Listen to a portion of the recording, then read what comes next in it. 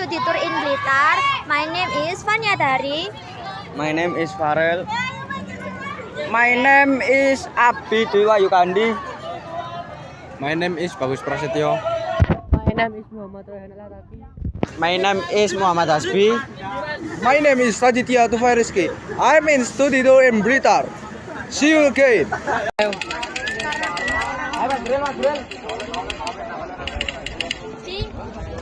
Di masa kerajaan Majapahit, waktu itu rajanya Hayam Wuruk, di mana waktu kerajaan Majapahit yang memerintahkan Raja Hayam Wuruk, kerajaan Majapahit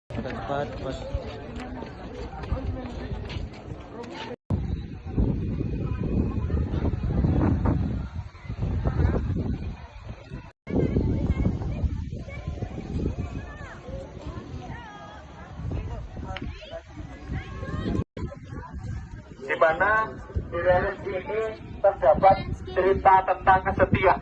Ya. Halo everyone. Sekarang kita berada di Candi Perantara ya teman-teman. Penataran. Ya betul. Jadi candi ini dulunya itu adalah tempat berdoanya pada masa kerajaan Hindu dan Buddha. Oke, kasih tahu tim kameramen. Kameramen. Tunjukkan. Nah seperti itu ya teman-teman candinya. Perkenalkan adik-adik, nama saya Agustiono. Saya di sini sebagai juru pelihara di Candi Penataran. Siap. Di mana saya mau menjelaskan cerita di Candi Penataran. Jadi adik-adik dari SMA mana? Negeri. Selamat datang di Candi Penataran. Rajanya Jaya Negara. Jadi pintu masuk ada dua arca, namanya Arca Dwara Pala, terbuat dari batu andesit. Mungkin bisa sambil berjalan ya. Untuk berkumpul para tokoh besar di masa kerajaan dulu. Ya mungkin sambil dilihat di sebelah utara ini ada bangunan 4 persegi panjang. Bangunan ini dulu difungsikan sebagai tempat untuk berkumpul para tokoh besar di masa kerajaan dulu. Jadi bangunan ini dibangun di era Majapahit yang meletus, mungkin ada gempa yang sangat dahsyat, akhirnya bangunan ini roboh. Dan di sini sebagai bukti bahwa di sini dulu ada sebuah gapura, pintu masuk. Jadi ada pagar, di tengah ada gapura, pintu masuk halaman yang kedua. Nanti angkat tahun adik-adik, ya kita lihat ada bangunan yang menjulang tinggi, ini namanya Candi Angka Tahun. Dikatakan Candi Angka Tahun, mungkin bisa kita lihat di ambang pintunya ini ada angka tahun adik-adik. Angka tahunnya 1291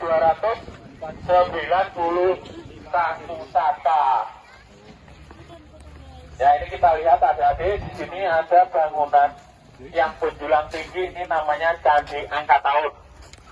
Di ambang pintunya ada angka tahun. Karena Anoman itu salah satu tokoh yang sangat sakti sekali.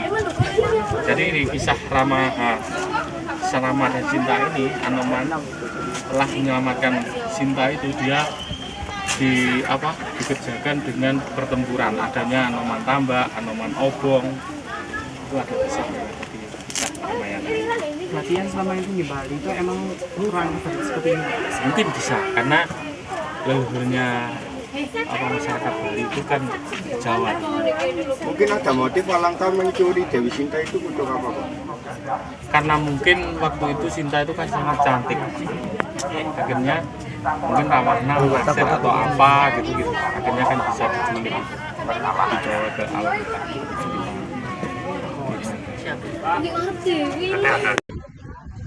Di mana di religi ini terdapat cerita tentang kesetiaan. Turun adik-adik.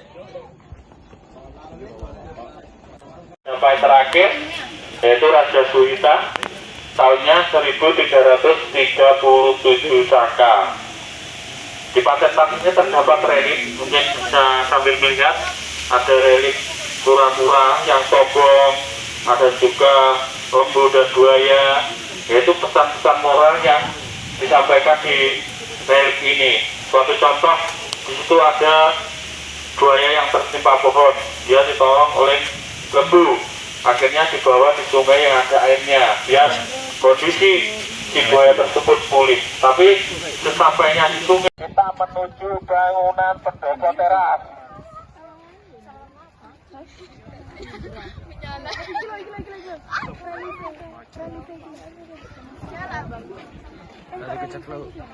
Jadi di sini ada bangunan. Ini namanya pendopo teras, adik-adik.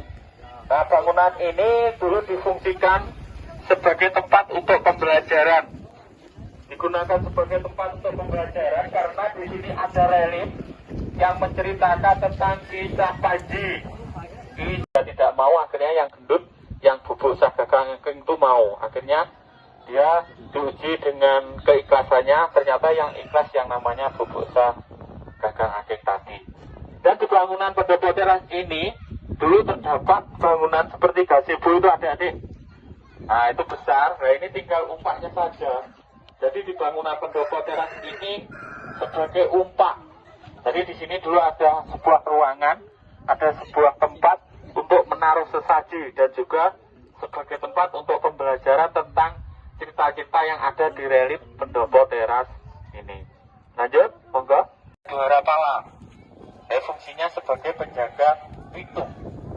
Masih halaman ketiga di sini ada gapura juga. Nah, ini sebagai pintu masuk. Ini ada sebagai tangga yang bisa kita lihat. Jadi ada gapura yang sangat besar sekali. Ini sebagai bukti bahwa setiap masuk halaman terdapat gapura dan pagar yang istilahnya mengamankan bangunan tiga dari depan tadi. Ada istilahnya pagar, ada gapura sebagai pintu masuknya. Di depan ada dua arca sebagai penjaga. Tubuhnya besar, rambutnya keriting, mempunyai alat berupa pentungan. Dan dia menggambarkan seorang tokoh yang sangat kuat. Jadi penjaga yang sangat sakti sekali. Memasuki halaman kedua, di sini dulu ada bangunan selanjutnya, mungkin bisa kita lihat. Di sini ada 4 batu. Ini namanya umpak, adik-adik. Jadi umpak ini dulu difungsikan sebagai penyangga. Jadi di situ dulu ada sebuah bangunan berupa pendopo yang sangat megah. Ya, ini tinggal umpaknya saja. Dibangun di era Majapahit, yaitu Ratu Tribhuwana juga. Tahunnya sama, 1269 Saka. Jadi bangunan tersebut dulu difungsikan sebagai tempat untuk para raja dan para tokoh agama sebelum mengadakan upacara puja, yaitu bertempatnya di pendopo tersebut. Lanjut. Bagi umat Hindu dan juga digunakan tempat pemujaan kenegaraan di tiga masa kerajaan tadi, mulai Kediri, Singosari, dan Majapahit. Candi Hindu ini dibangun pada tahun 1269 Saka di masa Tribhuwana Tunggal Dewi. Dan candi ini yang tingkat bawah bisa kita lihat ada cerita pewayangan atau Ramayana. Jadi kisah Anoman menyelamatkan Dewi Sinta yang diculik oleh Rawana. Akhirnya Anoman berperang dengan adanya Anoman Tambak, Anoman Obong. Itu akhirnya kan menimbulkan pertengkaran atau peperangan antara Raja Kera Anoman dengan anak buah dari Alengka, itu Raja Rahwana. Dan yang tingkat kedua ada bangunan atau relief yang menceritakan tentang kisah Krishnayana, yaitu pernikahan Krishna dengan Dewi Rukmini. Untuk yang tingkat ke atas itu ada relief yang menggambarkan tentang singa bersayap dan naga bersayap. Masuk masing-masing halaman, di sini kita lihat ada arca yang berdiri. Candi Perantara juga dikenal sebagai Candi Pala, merupakan kompleks candi Hindu terbesar di Jawa Timur yang terletak di Desa Penataran, Kecamatan Nglegou, Kabupaten Blitar. Candi ini dibangun pada masa kerajaan Kediri sekitar tahun 1194 Masehi oleh Raja Srengga dan terus digunakan hingga masa kerajaan Majapahit pada abad ke-15. sekarang kita lagi di Museum Bung Karno dan Makam Bung Karno sekaligus. Sinematik dan foto.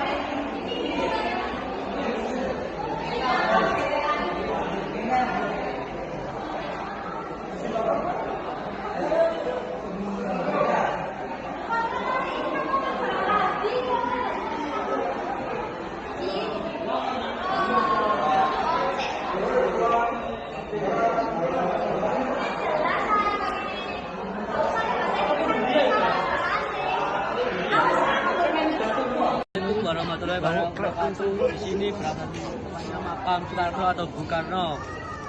Presiden pertama Indonesia terletak di Blitar, Jawa Timur. Awalnya hanya sebuah makam biasa di mana ia dimakamkan tidak lama setelah wafatnya. Sebuah museum dibangun pada akhir tahun 1970-an dan situs ini berkembang menjadi situs ziarah politik dan religius yang dikunjungi ratusan ribu pengunjung setiap tahunnya.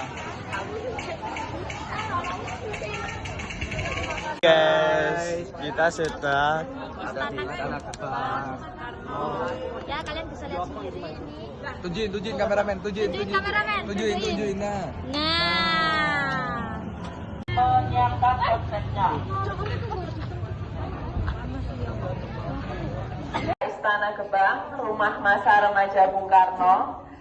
Jadi sebelum kita kenalan lebih lanjut tentang Istana Gebang, kita kenalan sama pemilik rumahnya dulu. Di depan teman-teman ini ada 3 lukisan. Nah, yang tengah sudah pasti tahu presiden kita yang pertama, Bapak Soekarno, Insinyur Soekarno atau Bung Karno. Ini lahirnya di kota mana, teman-teman? Kota Blitar. Salah, teman-teman. Jadi Bung Karno ini lahirnya di Surabaya pada tanggal 6 Juni tahun 1901. Nah, kalau yang pakai belangkon ini ayahnya Bung Karno, namanya Raden Sukemi Sosrodiharjo. Ini dari Kepatihan Tulungagung, Jawa Timur. Nah, kalau yang di sebelah kanan itu ibunya Bung Karno, namanya Ibu Ida Ayu Nyoman Praisarimen dari Singaraja, Pulau Bali. Ya.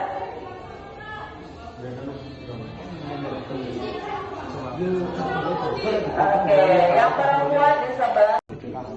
Bisa. Tapi diambung sih. Sama itu ini sudah renovasi.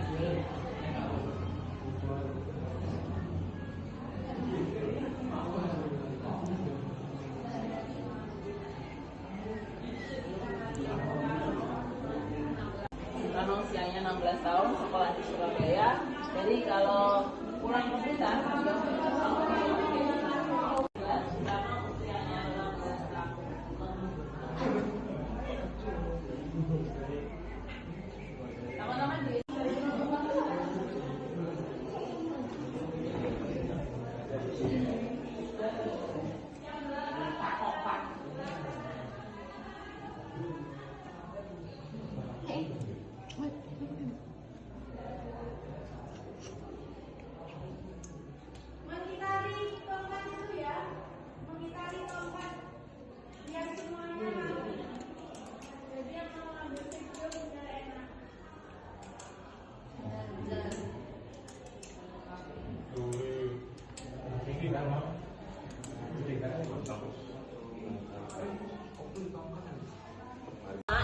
tahun 1950-an.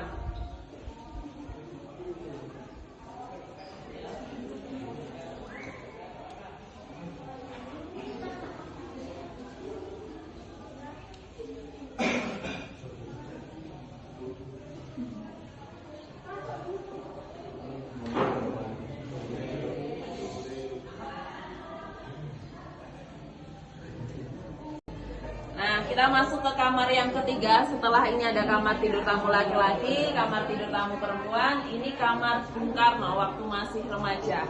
Waktu Bung Karno usianya 16 tahun. Kepindah tugasan ayahnya tahun 1917, jadi usia Bung Karno 16 tahun.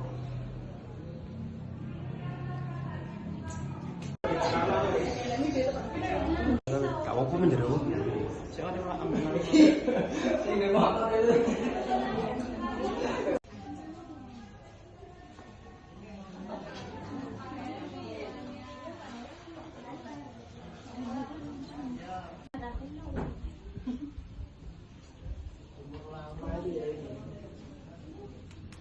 Ini apa ibu Wardoyo?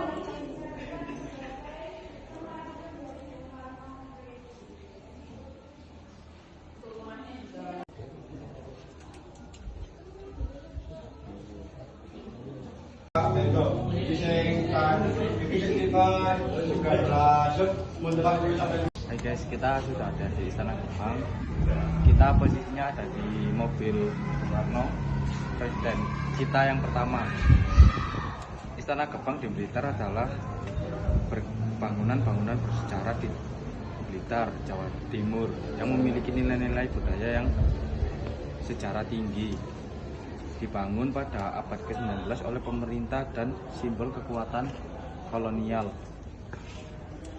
Lanjut, Istana Gerbang di Blitar memiliki arsitektur unik dengan perpaduan gaya kolonial dan Jawa. Bangunan ini menjadi simbol kebanggaan masyarakat Blitar dan tempat wisata populer untuk Jawa Timur sekitarnya. Awas Dit.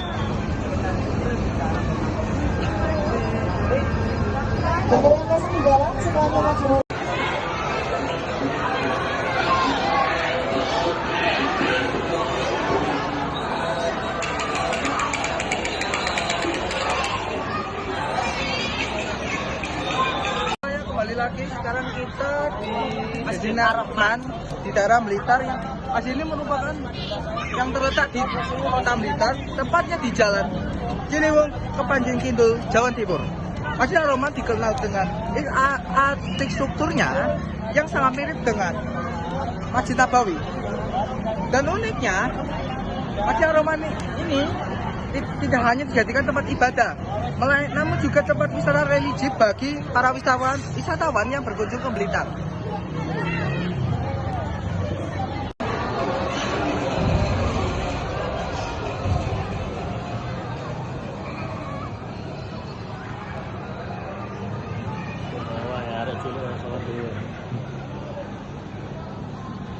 Kurang keren apa hari ini?